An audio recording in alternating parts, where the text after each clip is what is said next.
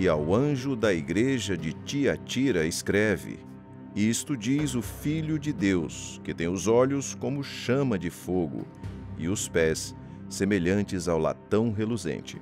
Apocalipse capítulo 2, verso 18. Olá, eu lhe saúdo com a paz gloriosa do Senhor Jesus Cristo. Seja muito bem-vindo ao 5º episódio desta série, que aborda o aspecto histórico e profético das 7 cartas do Apocalipse. Neste 5º episódio da série, o plano profético da igreja nas 7 cartas do Apocalipse, falaremos sobre a carta à igreja de Tiatira.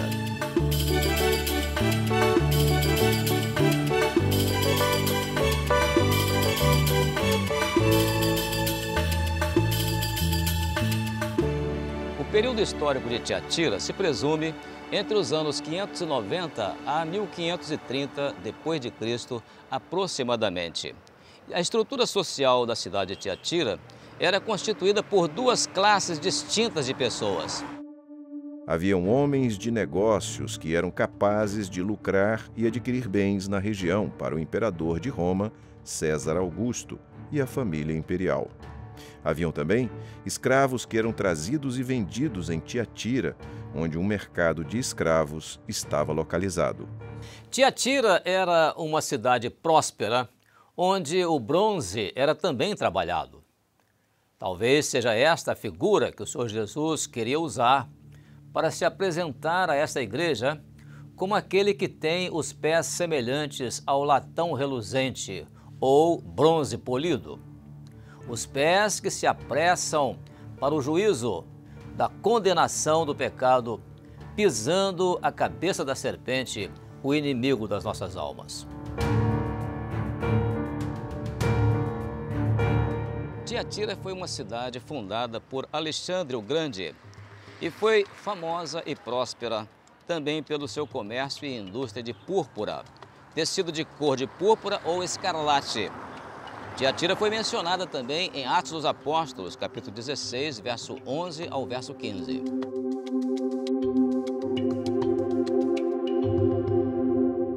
Esta referência é ligada ao nome de Lídia, que era de Tiatira, mas que morava em Filipos quando foi evangelizada por Paulo. Ela era conhecida como Lídia, a vendedora de púrpura. O bronze também era trabalhado ali. Era explorado pelo comércio e produzido em indústrias, tornando a cidade famosa, apesar de não ser uma grande metrópole. A palavra Tiatira quer dizer sacrifício contínuo.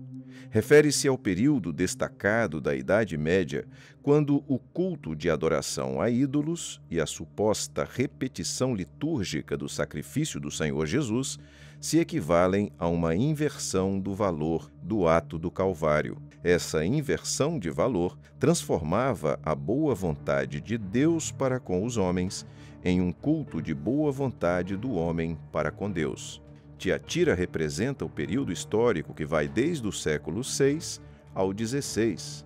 É a Idade Média, que durou cerca de 1000 anos. Um tempo de oportunidade ao arrependimento foi dado pelo Senhor Jesus a Tiatira, e dei-lhe tempo para que se arrependesse da sua prostituição, e não se arrependeu.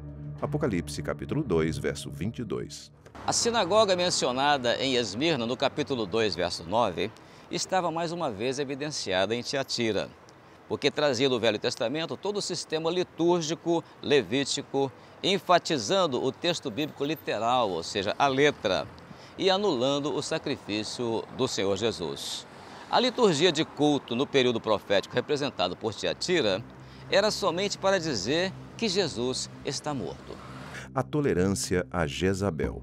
Mas tenho contra ti que toleras Jezabel, mulher que se diz profetiza. Apocalipse capítulo 2, verso 20. Aqui, a figura profética do erro está bem evidenciada, pois uma igreja infiel recebe o nome de mulher, numa transposição do nome e dos feitos de Jezabel. Sua memória, no Velho Testamento, está ligada à corrupção, à idolatria, à vaidade, ao engano e à feitiçaria. Ela é destacada como abominável em todos os seus atos, usada para enganar, corromper e distanciar o povo de Deus. Jezabel, filha de um rei sidônio, a adoradora de Baal, ela introduziu a idolatria e a corrupção religiosa em Israel. Ela é aqui o símbolo da apostasia e corrupção religiosa.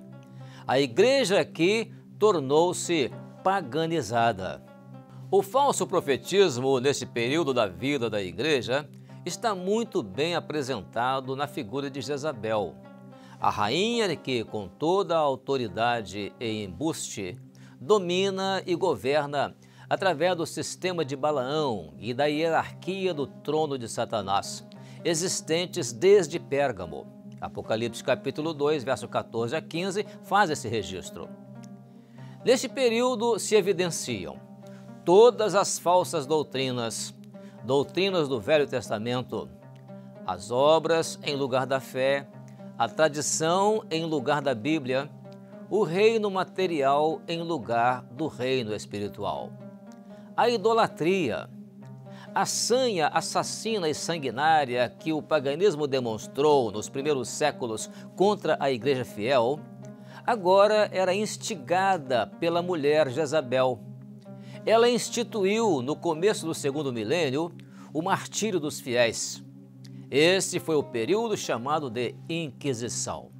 Nada aqui é diferente do espírito que operou na mulher de Acabe, lembrados no Velho Testamento pelos textos bíblicos nos livros de 1º e 2º Reis.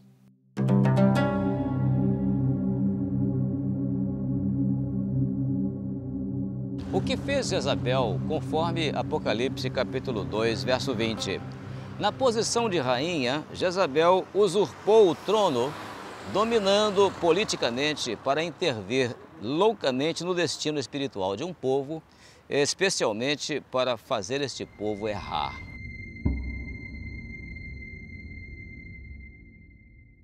À semelhança da estrutura social da cidade de Tiatira, a estrutura religiosa que dominou o período profético de Tiatira criou universidades. Nestas universidades, havia somente duas classes de pessoas, os sábios e os indoutos. Os sábios eram aqueles que eram os mestres das universidades e os indoutos eram aqueles que não tinham qualquer conhecimento das Escrituras. O acesso às Escrituras era restrito somente aos mestres das universidades. Para isso, tais mestres apropriaram-se da filosofia e da teologia para criar uma ideologia de poder eclesiástico.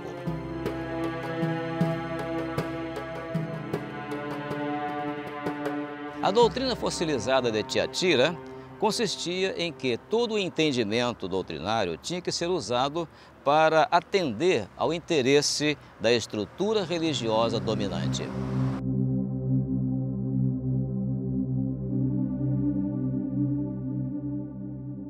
A essa altura, o trono de Cristo na terra já estava ocupado por uma estrutura de governo religioso que atribuía a si prerrogativas de infalibilidade e de autoridade universal.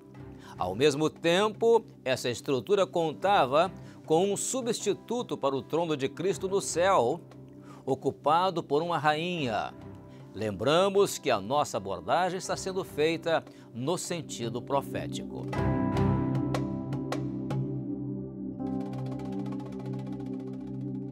O sistema de governo religioso nesse período, que foi estabelecido com Gregório I, define de uma vez por todas a sequência sucessória. Esse sistema tinha o direito de manobrar politicamente, usando a supremacia espiritual para canonizar, excomungar, cobrando taxas para sacramentos, vendendo perdão de pecados, além de outros. No verso 24 do capítulo 2 de Apocalipse, é referida a expressão esta doutrina. Trata-se da doutrina das profundezas de Satanás, já estabelecida e preparada pelo Anticristo, que aqui resumidamente intermeia 3 designações, que são a argamassa do falso profetismo, o balaanismo, representado pelo materialismo, no verso 14. O nicolaísmo, representado pelo poder religioso, no verso 15. O jezabelismo, representado pelo poder político, no verso 20. Todo o ensino resultava em anular o sacrifício do Senhor Jesus ao pregar salvação pelas obras, criar liturgias e praticar a idolatria. Vejamos a relação existente entre a parábola do fermento e a carta a Tiatira. O texto diz: o reino dos céus é semelhante ao fermento que uma mulher toma e introduz em 3 medidas de farinha, até que tudo esteja levedado. Mateus capítulo 13, no verso 33. As 3 medidas de farinha representam a doutrina da Trindade. Primeiro, em Éfeso, a doutrina é estabelecida, a palavra do Pai. Segundo, em Esmirna, a doutrina é vivida, a morte e ressurreição do Filho. Terceiro, em Pérgamo, a fé, ela é confirmada pelo Espírito Santo. O que havia na medida de fermento da mulher? Esta é a pergunta. Apocalipse capítulo 2, verso 20 diz: ensinar e enganar os meus servos, para que se prostituam e comam dos sacrifícios da idolatria. Primeiro, ensinar e enganar os meus servos. A igreja cujos fiéis enfrentaram a oposição à doutrina. Essa igreja era Éfeso. Segundo, comer dos sacrifícios da idolatria. A igreja cujos fiéis não negaram a Jesus, mesmo dando as suas próprias vidas. Isso aconteceu em Esmirna. Terceiro, se prostituir. A igreja cujos fiéis não deixaram o amor verdadeiro que é Jesus para trocar por outros amores ou outros salvadores. A igreja em Pérgamo. A grande evidência em Tiatira foi o culto litúrgico, onde se destacou toda a doutrina do joio e do fermento, substituindo a verdade pela aparência mentirosa de uma massa toda levedada. Toda a luta nesse período foi para enganar e substituir a grande doutrina vivida pela igreja de Esmirna. Ainda na carta a Pérgamo, o Senhor Jesus já havia feito uma advertência com relação ao que havia na medida de fermento da mulher. Era a ligação com a doutrina de Balaão, que consistia em lançar tropeços diante dos filhos de Israel, para que comessem dos sacrifícios da idolatria e se prostituíssem. Apocalipse capítulo 2, verso 14. O fermento em Tiatira não é o da igreja de Cristo, não é o mosto do vinho do Pentecostes, o Espírito Santo, que vem de dentro para fora, mas o que vem de fora para dentro. Este é o fermento que a mulher usa para levedar e apodrecer a massa das 3 medidas de trigo.